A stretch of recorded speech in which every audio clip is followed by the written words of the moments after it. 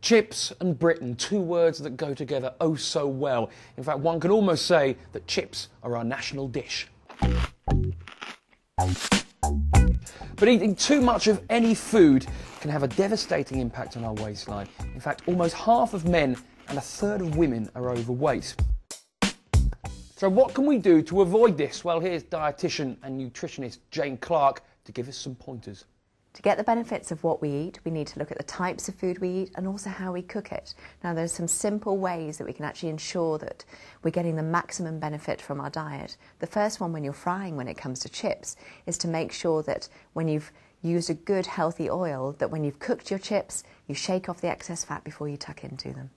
A second tip is when you're making your chips, just take your large potato and cut it into good old thick chunky chips, because you've got a less surface area around the chip, and it means that you're not going to get too much fat on your chip. So what else should people be doing to keep their chips healthy? My third top tip is to choose a product that's actually going to help you get the maximum benefit from the food that you're eating. For instance, there's a certain type of fryer which has managed to come up with a combination of slightly steaming the potato within a chip and also then just coating it with a lovely crisp fat, so that at the end of the day you're actually getting a chip that only has 3% fat. I think we've got to look for easy, simple ways that people can reduce their fat intake without compromising flavour, because I think we forget that actually fat carries a lot of flavour within it. So I think we've got to come up with simple solutions that people can easily do and still enjoy their food.